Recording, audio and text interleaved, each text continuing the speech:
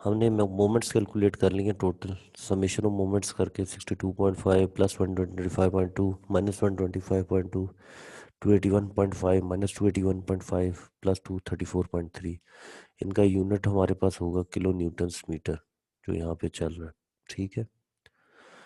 अच्छा, in moments को हम हर स्पैन के ऊपर लगा के हर स्पैन का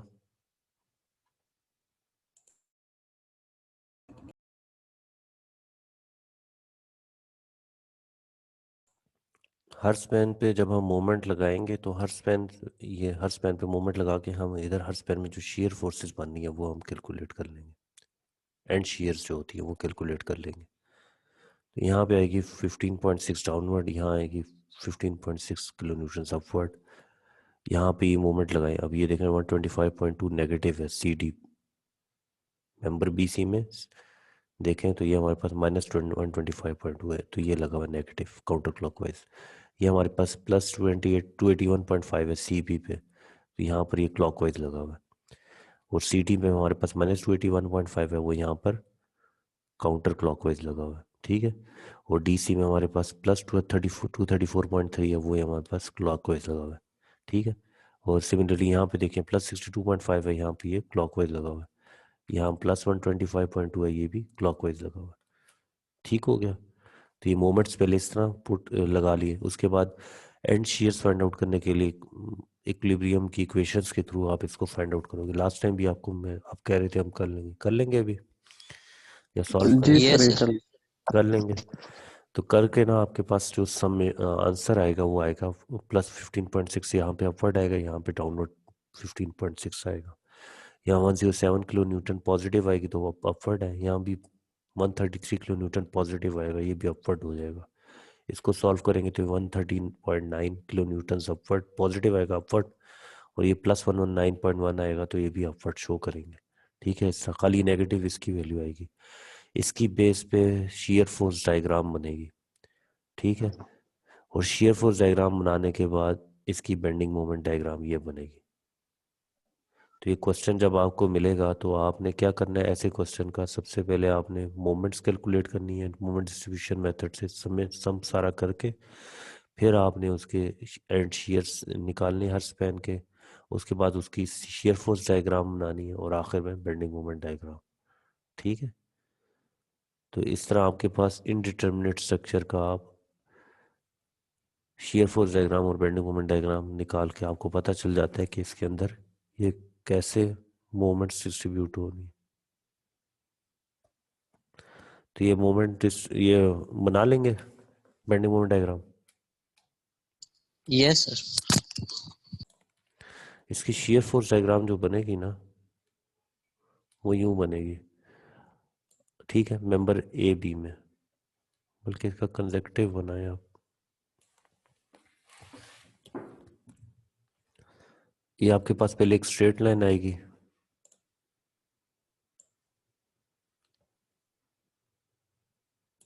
ठीक है। मेंबर ए पी पे आपने जब कैलकुलेशन की, आपके पास जो वैल्यू आई है वो बेसिकली आई है नेगेटिव 15.6। डाउनवर्ड एरो शो कर रहा है ना, तो इसको जब आप बनाओगे तो ये आपका आएगा यूँ माइनस 15.6, एक स्ट्रेट लाइन नीचे आएगी। ठीक है। उसके अलावा अगर आप देखें तो यहाँ पर और कोई फोर्स नहीं लग रही, तो ये लाइन स्ट्रेट चलेगी यूँ। ठीक है। Yes sir. उसके बाद आप देख रहे हो आपके पास एंड के ऊपर प्लस 15.6 आई, तो ये आपके पास बी पॉइंट के ऊपर आके ये क्लोज हो जाएगा। ठीक हो गया। ये आपके पास मेंबर ए बी की शेयर फोर्स डायग्राम बनती है। बी सी को जब आप इसके साथ कंटिन्यू करेंगे तो इधर 107 आ रही है, तो अब ये आपके पास 0 से 107 आप ऐड करोगे, यानी बेसिकली आपने 15.6 के साथ इसको ऐड करके 122.6 ऐड किया हुआ है। तो ये आपके पास जो बनेगा मेंबर बी सी के लिए। अच्छा, ये मेंबर आपका ए है, ये वाली वैल्यू यहाँ पर आपकी वैल्यू 0 होगी।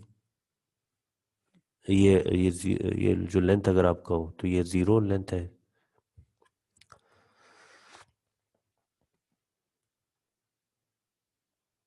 सर एक बात ये पूछनी है कि ये हमने क्लॉकवाइज ऊपर शो किया हुआ है ए बी के अंदर 125.2 जो है, ये क्लॉकवाइज शो किया तो ये यहाँ पे माइनस आ रहा है, हाँ क्योंकि पे दूसरी जगह पे एंटी ये क्लॉकवाइज। क्लॉकवाइज हो गया ना, ये +125.2 वैल्यू है।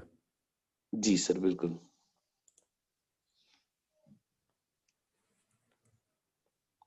तो सर ये ये डायग्राम में माइनस क्यों है? कौन सी डायग्राम है, ये वाली? ये जब आप शेयर फोर्स ए, डायग्राम बनाएंगे तब आपको बेंडिंग मोमेंट डायग्राम की समझ आएगी, इस तरह नहीं समझ आएगी। अच्छा, जी ठीक सर। ठीक है, एक बार आप इसकी शेयर फोर्स डायग्राम बना लेंगे, बना के दूं आपको? नहीं सर इंशाल्लाह बना लेंगे। चलो इसको ट्राई करें ना। ठीक है, अगर कोई डाउट हो तो फिर, अगर नहीं बनती तो फिर मुझे बताएं, मैं आपको ये बना दूंगा। ठीक है। जी sir. Determine the internal moment at each support of the beam shown in figure 12-8A। अब 12-8A है, ये हमारे पास 12-8A फिगर है। यहाँ पर हमने मोमेंट्स फाइंड आउट करनी है हर सपोर्ट पे, बी सपोर्ट पे, सी सपोर्ट पे, ठीक है, और डी पे ऑटोमेटिकली हो जाती है। The moment of inertia of each span is indicated. यहाँ पर अब आई की वैल्यू हर एक की अपनी अपनी अलग डिफरेंट है। लास्ट न्यूमेरिकल में हमने क्या कहा था, ई आई इज कॉन्स्टेंट।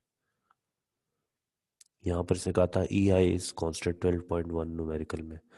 12.2 में ये कह रहा है आई की वैल्यूज दे रहा है, यानी अब खाली हमारे पास ई की वैल्यू कांस्टेंट होगी, आई की वैल्यू कांस्टेंट नहीं है, हर मेंबर की अपनी है। यहाँ पे अब देखें आप, तो आपके पास डी सपोर्ट फिक्स सपोर्ट है, सी और बी आपके पास रोलर सपोर्ट्स है, और ए आपके पास कैंटिलीवर पोर्शन बन रहा है, यहाँ पर कोई सपोर्ट नहीं है। ठीक हो गया। तो सॉल्यूशन में कह रहे हैं, in this problem a moment does not get distributed in the overhanging span A B. यहाँ पर क्या होगा, जितनी भी मोमेंट ए बी में आएगी वो डिस्ट्रीब्यूट नहीं होगी, वो दोबारा बी सी में जाएगी। ठीक है। At so the distribution factor B A is equal to 0। Distribution कब होती है, जब मोमेंट वहाँ पे वो मेंबर ले सकता हो। हम यहाँ पर, हमारे पास एज सपोर्ट नहीं है, तो क्या होगा हमारे पास इसकी, यहाँ पे कोई, यहाँ पर कोई ये मोमेंट नहीं एब्सॉर्ब करेगा, तो इसका यहाँ पर डिस्ट्रीब्यूशन फैक्टर 0 आ जाएगा। ठीक है। इसलिए ये कह रहा है, in this problem in moment does not get distributed in the overhanging span A B, and so the distribution factor is equal to 0। ठीक है, यहाँ पे जो मोमेंट आएगी वो वापस दोबारा पिछले स्पैन में चली जाएगी, ये यहाँ पे आएगी नहीं, क्योंकि ओवरहैंगिंग पोर्शन मोमेंट नहीं ले सकता। The stiffness of span B C is based on 4 EI over L. अच्छा, बी सी की जो इसने स्टिफनेस फाइंड आउट की वो 4 EI ओवर एल उस फार्मूला से की हुई है, since the pin rocker is not at the far end of the beam. और stiffness factors, distribution factors and fixed end moments are computed as follows. अच्छा, अब स्टिफनेस फैक्टर्स जो इन्होंने कैलकुलेट किए हैं वो किस फार्मूले से किए हैं वो हम देख लेते हैं। उसके लिए फार्मूला होता है 4 EI डिवाइड बाई एल। तो के बी सी पे 4 EI ओवर एल लगाएं तो 4 E, आई की वैल्यू 750 है, डिवाइड बाई लेंथ 20। ठीक है, इसको सॉल्व करें, आपके पास आएगा 150 E। Similarly K C D 4 EI divide by L लगाएं, 4 E, आई की वैल्यू 600 है, वो यहाँ पुट कर दी, लेंथ इसकी 15 है, वो यहाँ पुट कर दी, ये आ जाएगा 160E। के बी सी आ गया 150E, और के सी डी आ गया 160E। ठीक हो गया। और के ए बी क्या होगा हमारे पास,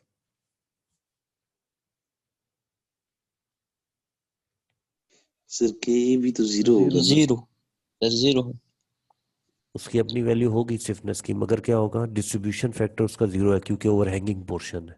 ठीक है, इसलिए इसका डिस्ट्रीब्यूशन फैक्टर डायरेक्ट इन लोगों ने 0 लिखा हुआ है। ठीक हो गया। अब डिस्ट्रीब्यूशन फैक्टर बी के, अब बी सपोर्ट है ना, अब हमारे पास क्या होगा, डिस्ट्रीब्यूशन फैक्टर बी सी का आएगा 1 - 0 = 1। वो 1 आ जाएगा डायरेक्ट। क्यों 1 आएगा? सर बी क्योंकि पे दोनों जीरो का है। सम, क्योंकि बी ए जो दोनों का जीरो था। सम जो है सर वन के इक्वल होता है, तो वो जीरो है, तो इसलिए। हाँ, बेसिकली है क्या, आपके पास यहाँ पे जितना भी मोमेंट आएगा, ठीक है, सपोर्ट बी पे, वो हम बी ए में नहीं भेज सकते। क्यों नहीं भेज सकते? क्योंकि वहाँ पे ओवरहैंगिंग पोर्शन है, वो मोमेंट एब्जॉर्ब करता ही नहीं है, इसलिए वहाँ पर हमने 0 किया था। तो जब हम डिस्ट्रीब्यूशन फैक्टर बी सी का निकालेंगे, तो बेसिकली इन दोनों का जो सम होता है, बी ए और बी सी का, जो हमने एक मोमेंट, एक जॉइंट पे जितने भी मेंबर्स हों उन सबका सम हमने इक्वल्स टू 1 पढ़ा था। ठीक है, जब हमें मालूम है ये ज़ीरो है तो सारा बी सी में आएगा, तो उसको हम 1 - 0 लिख देते हैं। ये formula 1 minus distribution factor of B A, 1 - 0 = 1, ये लिख देते हैं। ठीक हो गया। तो हमारे पास डिस्ट्रीब्यूशन फैक्टर बी ए का 0 है और बी सी का 1 है। क्लियर हो गया। Next is yes distribution. अच्छा, अब अगला जो हमारे पास ज्वाइंट है वो ज्वाइंट जी सी है। सर। ज्वाइंट सी पे हमारे पास दो मेंबर्स हैं, सी बी और सी डी। ठीक है।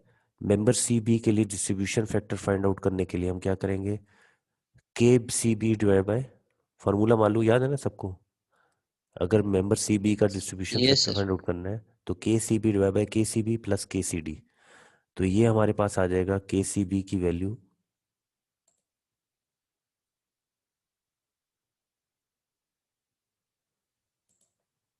यहाँ पर हमारे पास क्या होगा, distribution factor of C B is equal to K C B. के सी बी की वैल्यू हमारे पास ये आती है। ठीक है। और डिवाइड बाय के सी बी, दोबारा इसने ये वैल्यू पुट कर दी, और प्लस के सी डी, वो ये वैल्यू पुट कर दी। ठीक हो गया। इसको जब सॉल्व करते हैं तो हमारे पास वैल्यू आती है 0.484। क्लियर हो गया। यहाँ तक कोई डाउट है तो पूछ लें। जी sir no clear. Sir. Clear नो हो। सर, ये डाउट नहीं है, लेकिन सर जी जो सी डी है वो भी सर हम इसी तरह 1 से माइनस इसको कर लें तो क्यों निकाल कर रहे हैं? सकते हैं, या वही नहीं प्रोसेस? नहीं, सी डी तो हम हाँ वो भी है, 1 से माइनस करके डायरेक्ट भी आ सकता है, सही कह रहे हो आप। क्योंकि दोनों मतलब सर अगर वो हम एग्जाम में करें तो आप गलत तो नहीं करेंगे? नहीं नहीं, अगर आपका मेथड ठीक है, आंसर सही आ रहा है, तो मैं क्यों गलत करूँ, आपने कॉन्सेप्ट सही जी लगाया। जी ठीक है। जी जी। मेंबर अब सी डी निकालने के लिए क्या कह रहे हैं। अच्छा, distribution factor of C D निकालना, अब देखें दो तरीके हैं। एक तो ये है कि हम उसी तरह फार्मूला लगाएं जिस तरह ये है कि distribution factor of C D, ये निकालने के लिए के सी डी की वैल्यू, के सी डी की वैल्यू बेसिकली ये है, वो यहाँ पुट कर दी, डिवाइड बाय के सी बी प्लस के सी डी। तो ये वैल्यूज यहाँ पुट कर दी है, तो हमारे पास ये वैल्यू आती है। दूसरा मेथड वो है जो ये भी हारिस बात कर रहे हैं। अगर हमारे पास दो मेंबर्स हैं, ठीक है, एक मेंबर की वैल्यू आ गई है 0.416 484। ठीक है, एक फर्स्ट मेंबर की वैल्यू आई है, मेंबर जो है पहला वो कौन सा है, C B. Member C B की वैल्यू आई है, distribution factor of C B आया हमारे पास 0.484। ठीक है, अब हमें मालूम है दो ही मेंबर मौजूद हैं, तो डिस्ट्रीब्यूशन फैक्टर ऑफ जो दूसरा मेंबर यहाँ मौजूद होगा उसका हम निकाल सकते हैं, इज इक्वल टू 1 - 0.484। ठीक है, आंसर आपके पास आएगा 0.516। तो इस तरीके से भी आपकी वैल्यू आ जाती है, और इस तरीके से भी आपके पास ये फार्मूला के थ्रू भी यही वैल्यू आएगी। ठीक है, अगर दो मेंबर हैं तो आप ये भी कर सकते हो। यहाँ तक कोई डाउट है तो पूछ ले। No sir. No sir. अच्छा जी। अब distribution factor of D C, वो हमारे पास क्या आएगा, वो हमारे पास ज़ीरो होता है। वो कैसे ज़ीरो होता है, क्योंकि हमें मालूम है ये वॉल पे है, ये वॉल है ये जॉइंट। तो वॉल क्या करती है, वहाँ पे उसकी अपनी जो हम कहते हैं उसकी अपनी स्टिफनेस इन्फिनिटी चाहिए कि उसके अंदर मोमेंट रोटेशन कॉज हो, 1 रेडियन रोटेशन कॉज हो। तो वही जो हमने शुरू में थ्योरी में पढ़ा था, तो वो इन्फिनिटी जब हम डिवाइड करते हैं तो हमारे पास distribution factor equals to zero आता है। तो ये सारे डिस्ट्रीब्यूशन फैक्टर जो हमने कैलकुलेट किए हैं, ये हम ले जाके यहाँ पे अपने टेबल में पुट कर देंगे, 0 1 0.484 0.516 और 0। ठीक हो गया। अच्छा, अब हम फिक्स्ड एंड मोमेंट निकालेंगे, एफ ई एम निकालेंगे। हमारे पास जो यहाँ पे मोमेंट आ रही है, यहाँ पे जो पॉइंट लोड आ रहा है ओवर हैंगिंग पोर्शन में, ये 400 पाउंड है। ये यहाँ पर कितनी मोमेंट कॉज करवाएगा, 400 मल्टीप्लाई बाई दिस डिस्टेंस, वो कितना है, 10 फुट है। तो हमारे पास टोटल मोमेंट जो कॉज होगी वो 4000 पाउंड फुट कॉज होगी, फिक्स्ड एंड मोमेंट। ठीक है। और वो हमारे पास जो कॉज हो रही है, वो अगर आप देखो, ये बेसिकली जिसकी वजह से कॉज होगी वो काउंटर क्लॉकवाइज ये कॉज कर रहा है, तो इसको रेजिस्ट करने वाली मोमेंट क्लॉकवाइज होगी। क्लॉकवाइज है ना। जी यस सर। ठीक है, तो इस वजह से इसको ये लोग लिख रहे हैं +4000 pound foot fixed end moment को। ठीक है, क्लॉकवाइज आ रही थी। क्लियर होगी ये बात? यस सर जी सर। नेक्स्ट जो चीज़ है वो अब हम देखेंगे हमारे पास और कौन सी फोर्स लग रही है। अब हमारे पास ये स्पैन है, दोनों साइड्स फिक्स कर दें, फिक्सिटी कॉज करते हैं ना moment find out, fix end moment find out करने के लिए दोनों साइड्स हम फिक्स कर दें। ठीक है, तो ये हमारे पास यूडीएल है। यूडीएल के लिए हमने जो बैक एंड पे फार्मूला देखा था वो WL²/12 था। दोबारा दिखा देते हैं आपको।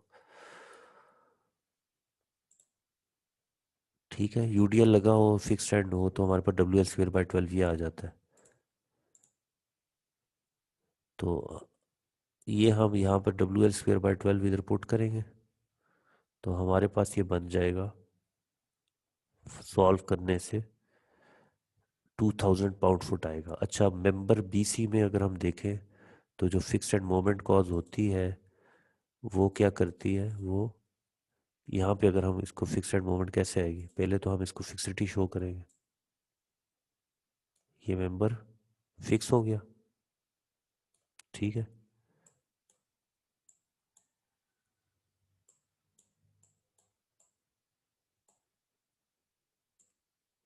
ये फिक्स हो गया।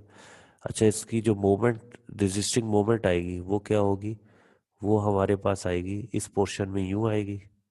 ये डायरेक्शन कौन सी है, काउंटर क्लॉकवाइज काउंटर क्लॉकवाइज, और इस पोर्शन में आएगी यू।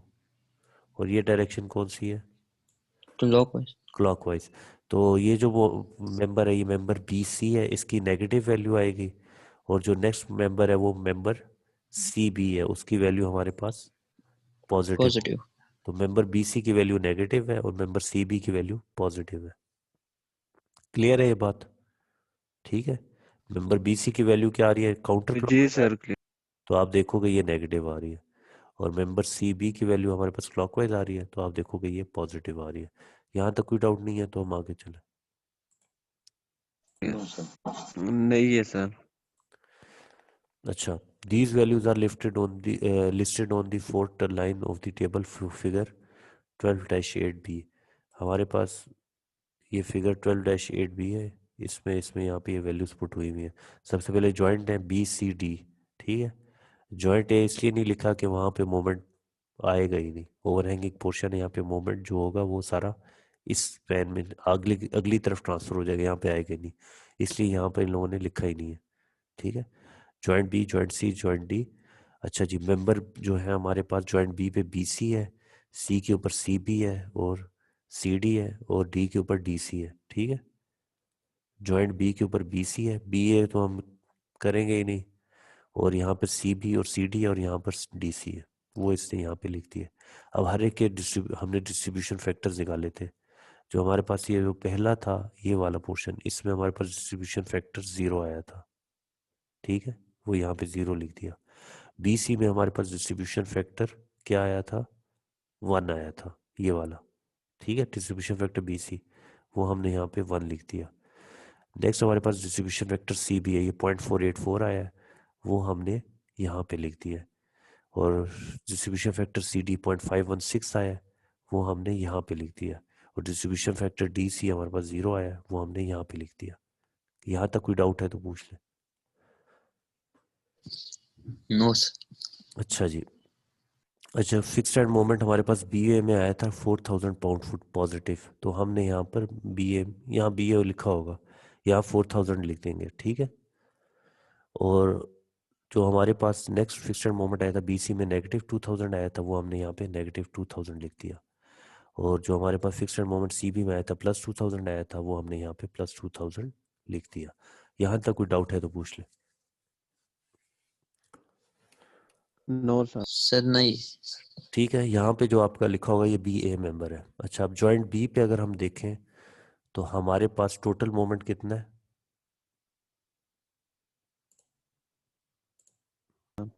सर ये बी इसकी ए पे इसकी कैलकुलेशंस मैं यहाँ करूँ जॉइंट B पे। सर यहाँ तो ही आसान है सर। जॉइंट B पे हमारे पास टोटल मोमेंट आएगा सर जी हाँ जी, 4000 माइनस 2000 जी तो 2000 बचेगा sir. 2000 4000 minus 2000 is equal to plus 2000।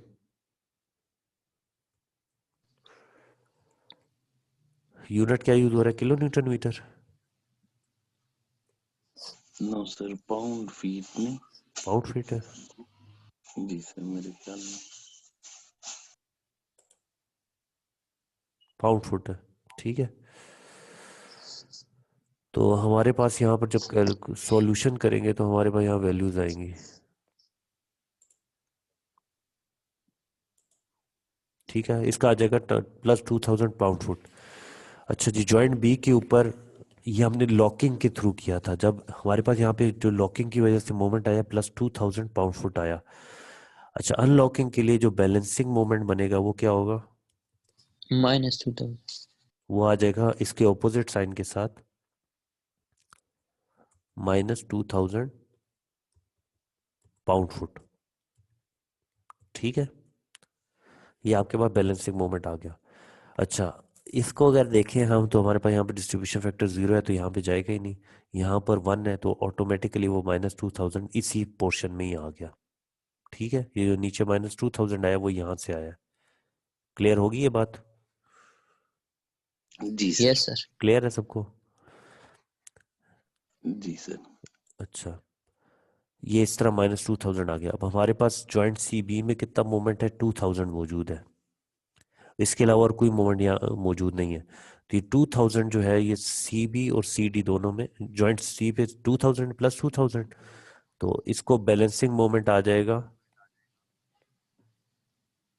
-2000। अब हम इस जॉइंट को डील कर रहे हैं, ठीक है।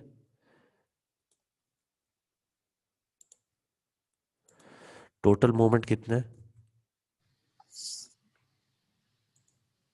2000 2000 सर। जी sir. Is equal to plus 2000 pound foot, ठीक है। बैलेंसिंग मोमेंट आएगा -2000 -2000 पाउंड फुट, ठीक है। बैलेंसिंग मोमेंट आ गया -2000 पाउंड फुट। अब हमने डिस्ट्रीब्यूशन करनी है मोमेंट की हर मेंबर में। ये जॉइंट सी था ना, जॉइंट सी के लिए यस कर सर। रहे हैं।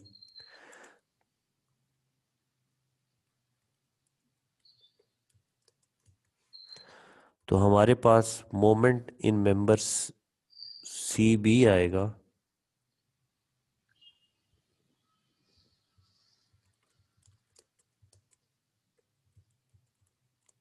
सी B, it will be equal to,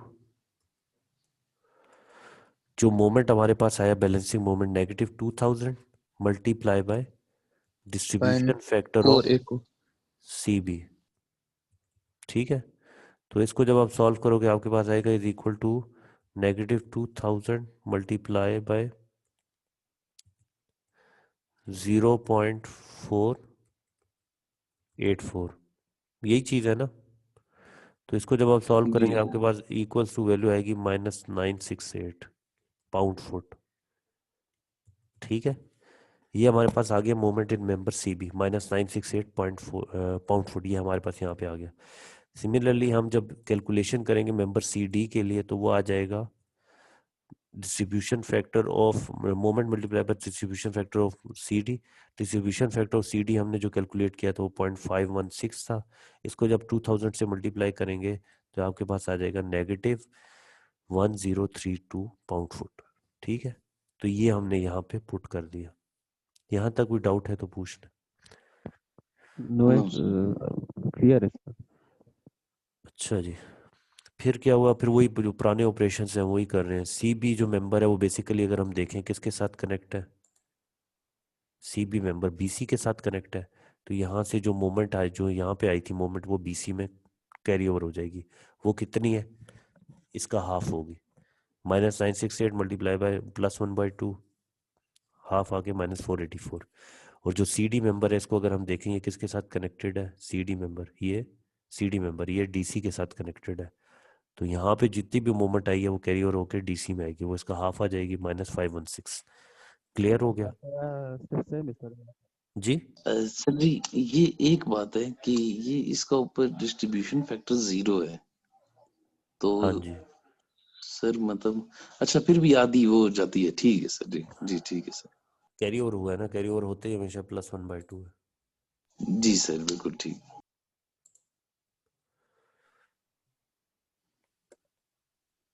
ठीक है। दूसरा आपके पास ये -2000 पाउंड फुट मोमेंट आ रहा है बीसी मेंबर में, तो बीसी के साथ सीबी अटैच है जिससे हमने अभी देखा था। बीसी के साथ सीबी अटैच है तो यहां से कैरी ओवर मोमेंट होके सीबी में आ जाएगा।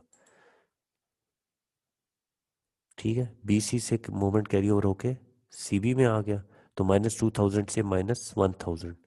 ये लाइन क्लियर हो गई है सारी। ठीक है, ये इसका हाफ इधर चला गया, इसका हाफ इधर चला गया, इसका हाफ इधर चला गया।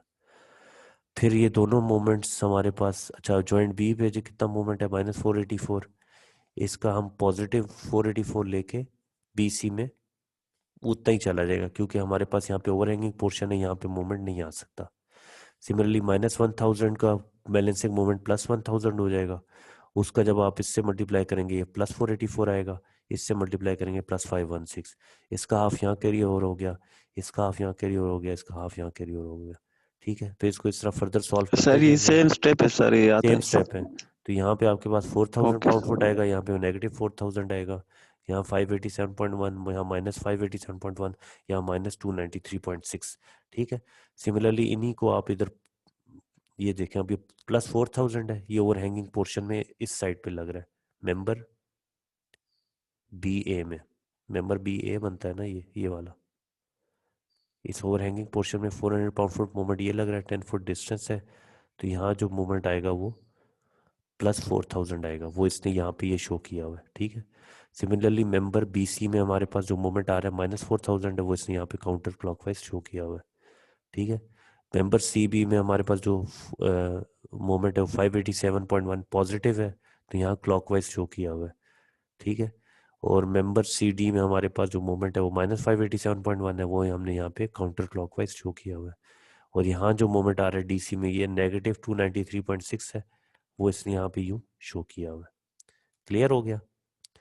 इससे अब ये एंड शेयर्स निकालेगा, ये तो हमें मालूम है, ये डायरेक्ट 400 पाउंड आ जाएगी।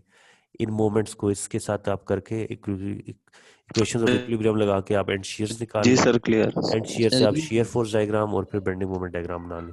अगर आपसे इसको बनाने में कोई इशू हो तो मुझसे पूछ लीजिएगा, मैं आपको इसका मैं नेक्स्ट क्लास में करवा दूंगा। हाँ जी बोलें, कोई डाउट है तो। Okay sir. नहीं है। क्लियर है?